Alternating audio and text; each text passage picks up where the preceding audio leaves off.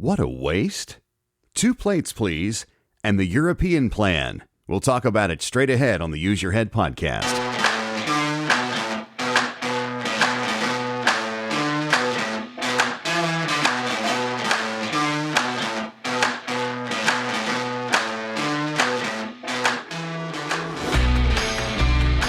You have found the show where we think for ourselves, the Use Your Head podcast. I'm John McClain from Dallas, Texas. Delighted to have you along.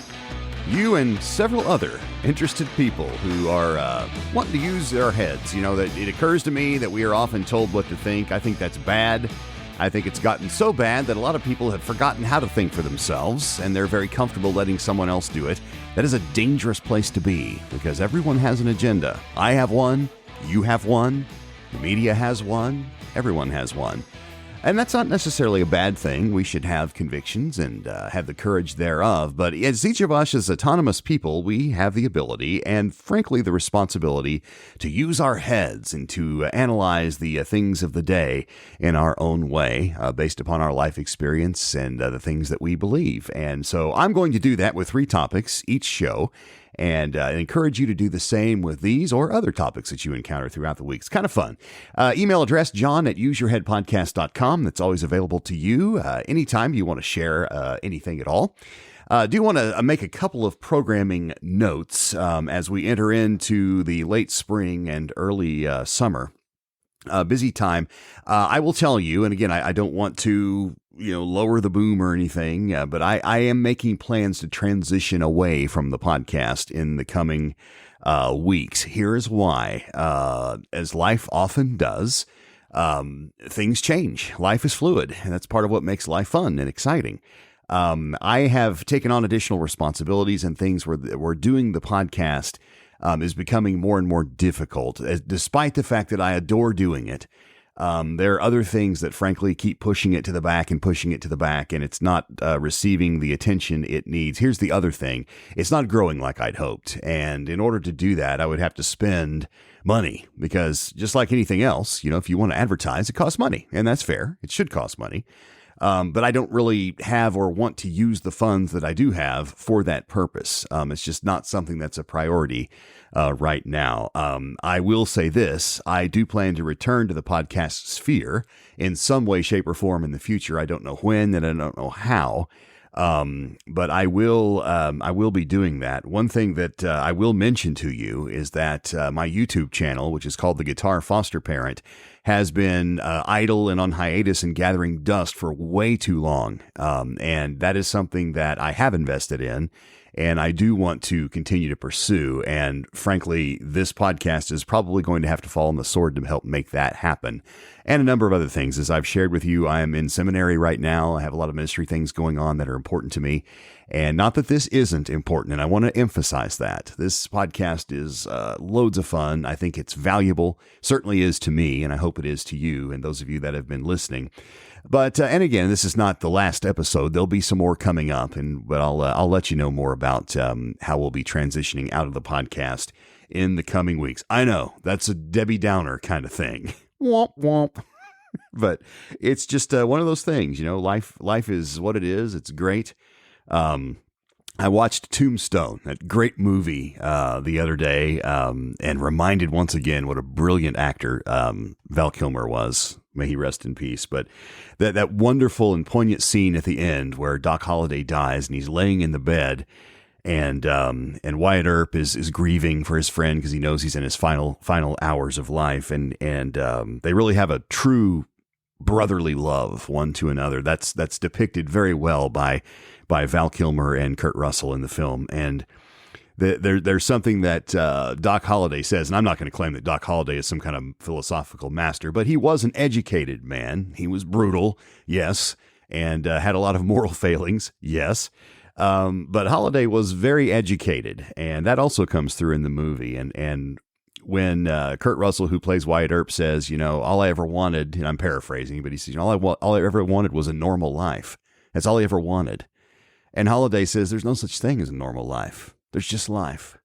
And that always strikes me, that life is what it is, and we live it with joy and with abandon and with intention. And part of that intention is using our heads. And we're going to do that right now with topic number 1.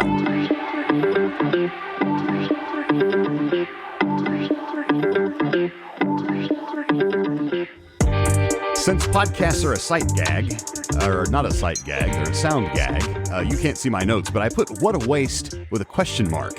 What a waste?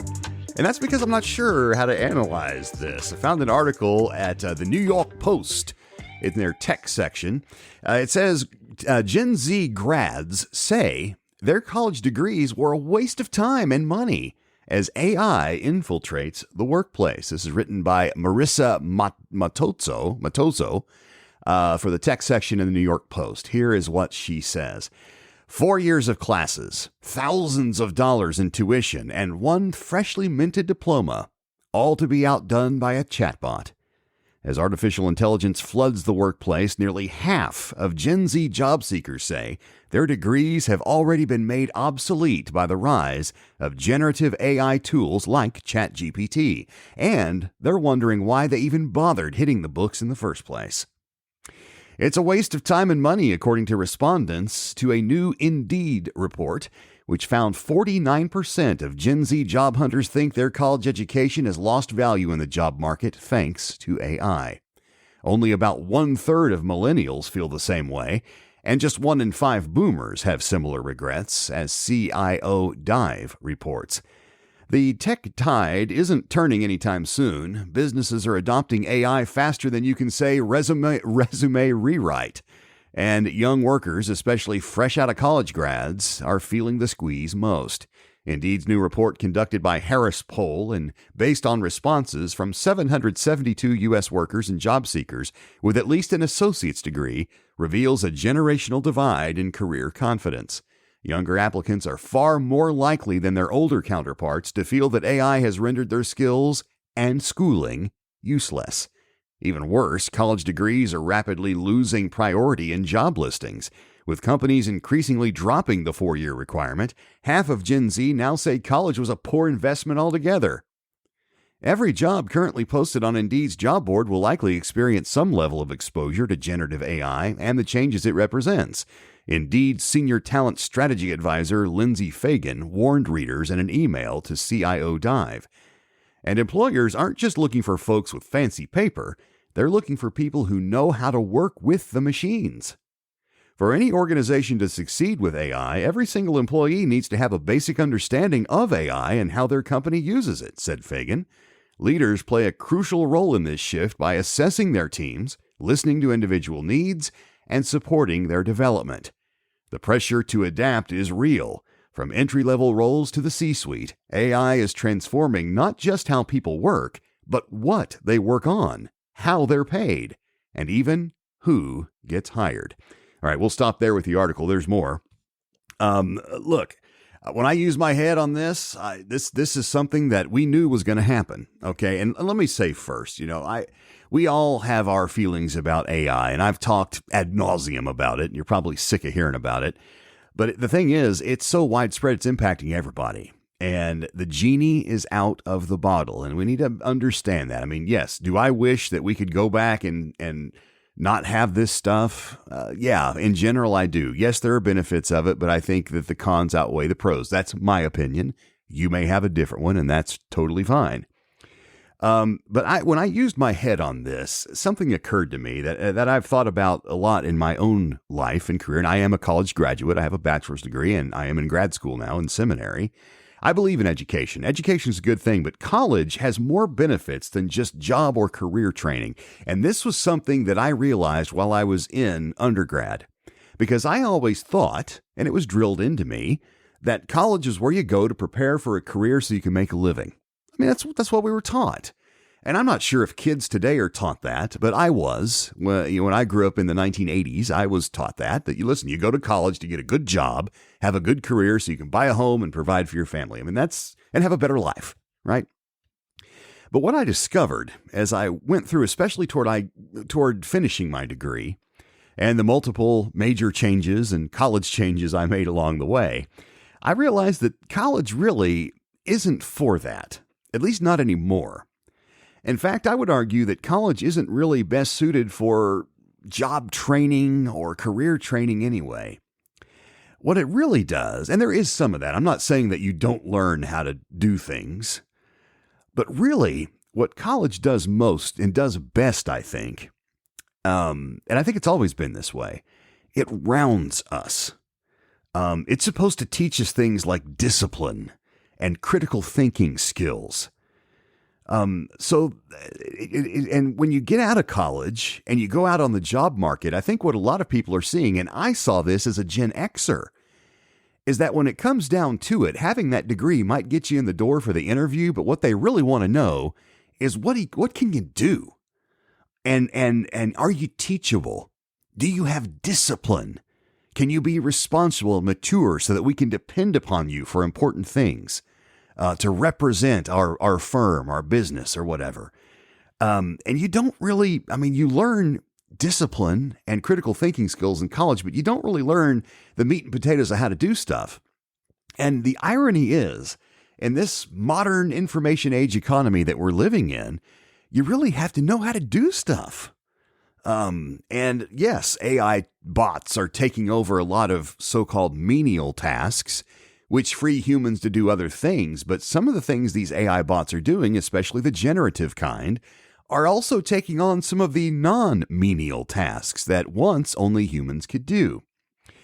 So, for Gen Z, look, I get it. I think these people are responding to these surveys in this way for a reason, because that's been their experience as they're out there. There's a lot of trouble in the job market as these people are, paying $250,000 for a degree that they're finding out they probably didn't need, or at least didn't need a good chunk of it. There's a couple of options for those who feel a bit duped by college. One that occurred to me as I used my head is you can jump into computers. You can learn to use AI at a high level, become an expert, if you will, either an expert super user or one of these that helps develop the machines and maintain them. It's kind of the if you can't beat them, join them kind of school of thought. And look, hey, you might say, well, that's the terrible way to go. Well, maybe not. After all, it's not going away. And I think we need good, smart, ethical, disciplined, critical thinking people to be involved in this type of work. Here's the other option I thought of. Consider a trade school. Now, look, the money is there. Trust me, I know a lot of tradesmen who are young and are making more money than I ever dreamed of making as a college graduate. Even with the time value of money, tradesmen who have a name on their shirt and have dirty hands and sore backs are raking in the money right now. You don't believe me? Go out and check the data. The money is there in the trades. And so is the demand. We're constantly hearing about, we need more plumbers, we need more electricians, we need more linemen, we need more pipe fitters, we need the trades. Unfortunately, though, what is also still there is this ridiculous stigma about working with your hands. We've had this for a long, long time. You don't want to have a job where you work with your hands. And now I'm going, why wouldn't I? If I'm doing honest work, helping to support my community and providing for my family, why wouldn't I want to do that? If you can rise above the stigma, though, for those of you who feel a little bit duped by the college, thing, the trades and a trade school, an apprenticeship could be a really, really good answer for you.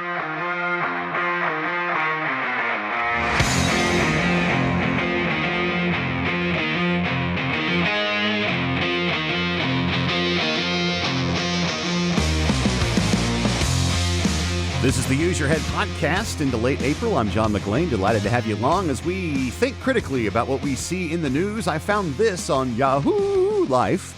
It's actually one they got from Fortune, written by Sydney Lake. I call this topic 2 plates, please, although that topic is probably ill-named because there's a lot more going on here. This article says Gen Z, another Gen Z article, Gen Z has a different attitude about dining from baby boomers and millennials, and it shows in smaller tickets at chain restaurants. Now, I love food, so I thought, I'm going to read this. This is written by Sydney Lake for Fortune, found on Yahoo's Life column. Gen Z consumers are changing the way Americans dine out. They share entrees or order appetizers or kids' meals to cut down on costs. The younger generation is also particular about where they like to go out to eat and opt for places they've seen on social media. When Mia Jones goes out to eat with her friends, she wants something that's just right, not overly popular, but also has a cool aesthetic. If the restaurant is too viral, I don't want to go, but if there's no buzz around it, I won't go. Jones, a 26-year-old growth strategist with brand consultancy Red Scout, told Fortune, I lean into reviews and need other foodies to sign off on a place before I'll spend my dollars. All right, now time out here. All right, I'm using my best Gen Z voice here, but this young lady, Mia Jones, she is a brand consultant. Okay, she's not just your average Gen Zer out there dining out. This young lady is a professional. She's a growth strategist at a brand consultancy firm. So she knows what she's talking about. She lives in this world. Let's continue with the article. Jones is like many younger generation diners who want a better bang for their buck when they go out to eat. More than 77% of Gen Zers find restaurants through social media, and 72% trust reviews on those platforms, according to a survey by Eater and Vox Media released in late March. I won't eat at a restaurant if it's not on TikTok because I don't trust a boomer's taste buds. Jones said. No offense intended, I'm sure. I know that my fellow Gen Zers have their FBI hat on when reviewing a restaurant. Relying on social media to find new restaurants isn't the only trend driving Gen Z dining. Many customers opt to share plates or order appetizers and kids' meals to offset the cost of dining out during a period of inflation and tariffs. We will split appetizers and entrees so everyone can try something, Jones said. It's an occasion, so we want to try everything. As of late 2024, Americans spent $166 per month on dining out on average, according to the Auguste Escoffier School of Culinary Arts. Meanwhile, 16 popular chain restaurants increased their prices by an average of 42% between 2020 and 2025, according to a Finance Buzz study. But for restaurants, that's meant smaller tickets from younger diners. It's a trend the industry is watching closely. Barry McGowan, CEO of Brazilian steakhouse chain Fogo de Chão, told Fortune, Gen Zers are more considerate when it comes to value. Alcohol consumption is also evolving. This generation is more likely to opt for zero-proof cocktails or low ABV beverages. Fogo de Chão has more than 70 locations globally and was acquired by Bain Capital Private Equity in August 2023 for $1.1 billion. More Gen Zers are also choosing to go sober, not only as a way to save money, but to prevent falling into alcoholism and live a healthier lifestyle. All right, there's a lot more here. We can't take any more of that. I mean, there is so much here when I use my head. This is the first of two food-related topics, by the way. Topic 3 is also related to food because, food. Am I right? Anyway, so much going on here. I mean, this article is chock full of interesting things. I made a bulleted list of just a few of the biggies. Splitting outrageously sized portions is a very good practice. And I've thought about this. I mean, anytime you go out to eat almost anywhere, they give you enough food for 2 and in many cases 3 people. I mean, honestly, because and I know why they're doing this. For one thing, Americans love to eat. And obesity is an epidemic in our culture. And by the way, that's going to feed into topic 3 here in just a minute. So stick with us. But it's also the perception of value as they're having to raise their prices to maintain their margins for their stockholders. They're like, you know what? We need to make this look like a better deal. If we're charging $35 for an entree, we need to pile on the food. And they're doing that. But the problem is, and the food's pretty yummy, right? If you go to a good restaurant, you eat it all. And you've eaten 3 meals. Unless you're one of those people that are disciplined enough to get a box, which, it's a long road ahead. But anyway, I think that splitting these entrees, even if their point is to save money, is a good practice overall. And really, now the restaurateur would disagree. They want and a lot of them charge you extra. If you say, oh yeah, we're going to order 1 entree, but we want 2 plates, they're going to charge you for an extra plate. Which I think you don't see that often because it's considered tacky, but in some cases, restaurateurs are doing that. All right, second bullet point. I love the less or no booze trend, right? Look, I myself don't drink. I used to, I gave it up. But I have no problem with it.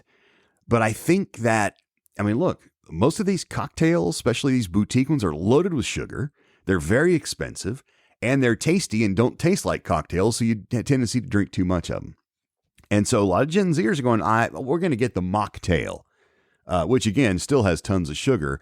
But listen, less alcohol is better for the most part, especially if you're out because you got to drive home.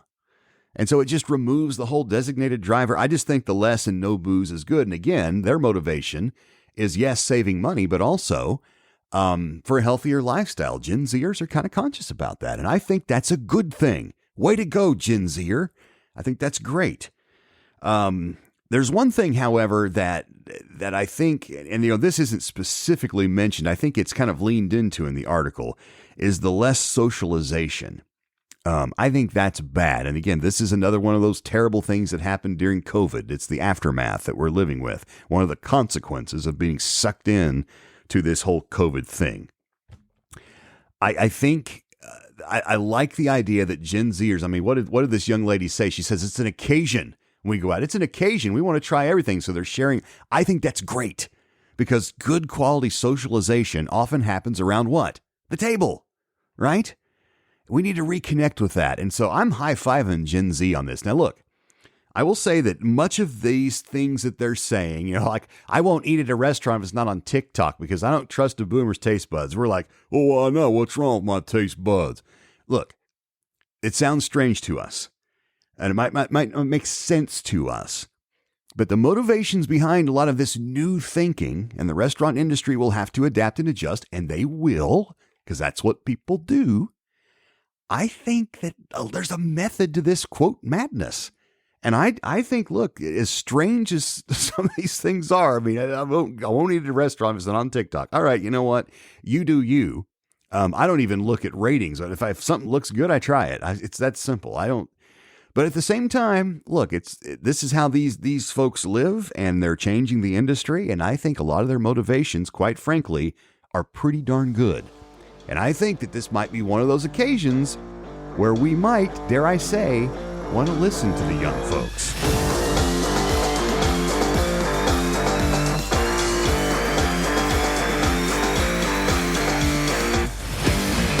The Use Your Head podcast rolls on. Topic number 3, the European plan.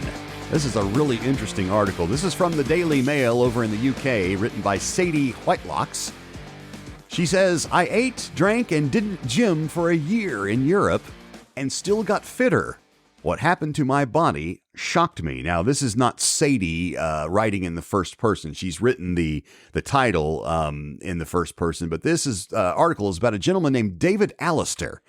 And here's what the article says. Dave Allister eats whatever he wants and hasn't set foot in a gym. Yet somehow he's completely transformed his body in less than a year.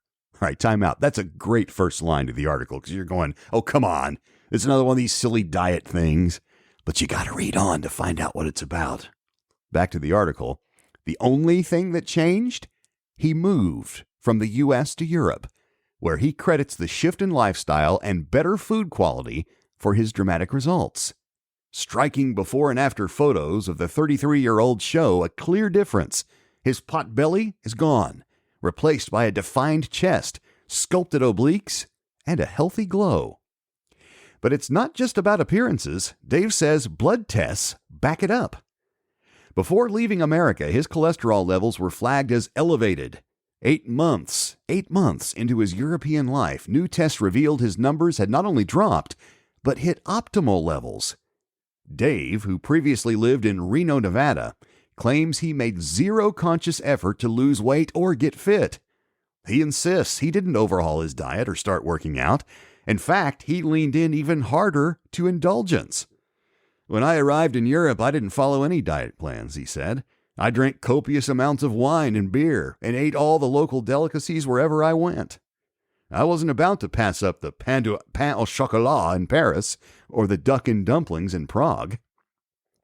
Despite his indulgent diet, Dave found the pounds dropped off, and he puts this down to a variety of differences between Europe and the U.S. when it comes to food and lifestyle choices. Firstly, the YouTuber believes that food in Europe is much more high quality and doesn't have things like additives, fillers, which are ingredients added to food products primarily to increase volume and bulk, genetically modified organisms, and chemicals in it. Ingredients distributor Tilly Distribution highlights why this difference in ingredients occurs between the two regions. It notes, in the U.S., the FDA takes a notably more hands-off approach to testing and inspections, often allowing new food ingredients unless proven harmful. This includes ingredients, for example, GMOs, growth hormones, and chemical preservatives. In Europe, the EFSA requires additives to be proven safe before approval and has banned the use of growth hormones and several chemical additives. All right, we'll stop there. There's a lot more here. It's kind of backing up some of the scientific things behind this. Look, we've heard this kind of thing for years, right? And what I always heard, and I've been to Europe a few times, and it's palpable. You go over there, the food is different, and there are very few obese people anywhere I've gone. Germany, Austria, Italy, everywhere I've gone over there. In general, you notice people are healthier, they're fitter. Now, I was always told, well, people walk all the time over there. You know, they don't have to drive. Yes, they do. I've been there. They drive cars. They ride buses. Now, they do walk, but people in urban areas walk here too. It's not that. Now, that may be part of it. I'm not going to say that that's no part of it. But here's the thing. It's more than that. Our food in the U.S. is more processed than ever. And if you've been on social media, you've probably seen people posting this. They'll hold up a package from 1986 and take a package of the same product from this year, and they'll compare the list of ingredients. And it's appalling. You had 5 or 6 ingredients in the old package. Now you've got 30 in the new one. And they're things you can't pronounce, and unless you're a chemistry major, you don't know what they are. So don't tell me that the food's the same now. It's something has changed, all right? And they're saying, look, there's more additives, more fillers, and the FDA in this country, look, innocent until proven guilty. And in Europe, the ingredients are guilty until proven innocent. Now, here's the thing that I noticed in Europe. By and large, they eat a lot more natural stuff over there. And I especially noticed this in Italy when I was in Italy. They eat more stuff that comes right out of the ground than anyone else. And most of it comes out of their ground. And look, that makes a difference. Here's the thing. If you want a lesson in chemistry, just look at the so-called nutrition labels at the supermarket on simple things like pasta. Pick up a thing of dry pasta at the grocery store and read. I mean, you know what's in pasta, right? It's supposed to be in it. Flour and egg. That's it. And then, you knead it and roll it and press it and cut it and all those things. But that's how you make pasta. You look at it at the grocery store and there's all kinds of other stuff in there. Because it's cheaper and you can make more of it with less ingredients by using chemicals. Here's the thing. The bottom line over all this, without even getting into the science and chemistry, which is fascinating, but the bottom line is this. God made our bodies and all the parts, the liver, which is the body's main filter, the kidneys, the gut. God made our bodies and all of its parts to process food. All right? Food. Not a petri dish of chemicals masquerading as food. This gentleman who moved from Nevada to Europe, and he's a YouTuber, so he's doing this probably as a business, but I'm glad he's doing it because he is one more case study, and he's not the only one. A lot of people have reported this kind of thing. He's not the only one who is demonstrating that there is a difference in the food supplies between the U.S. and Europe, and I will tell you this. As he does this, and like I say, I've been over there, and I have asked people, how do you guys drink so much wine and eat so much pasta with garlic butter sauce and pork? And in Germany, they eat these delicious sausages. There's nothing fake in there. It's the real deal. They don't use margarine there. They use butter, baby. The real thing. How do you have less heart disease? How do you have less obesity? The reason is they're eating stuff that their bodies can process properly because it's food. It's not a chemical experiment. So this is really, really interesting. Our food supply in the U.S. is poisoning us. And there needs to be a change. And there are winds blowing that change may be in the works. So we're almost out of time. I'd be remiss if I didn't mention the passing of Pope Francis, who passed away peacefully at the Vatican one day after Easter. I will just say this about him. Please pray for Roman Catholics. This is a big, big deal as they the Cardinals consider who the next pope would be. Let us pray that he's a good one. Rest in peace to the Holy Father, Pope Francis, who has passed away at the age of 88. That's all the time we have. Join us next time for the Use Your Head podcast. I'm John McClain. Grateful to you. We'll see you later. Bye-bye.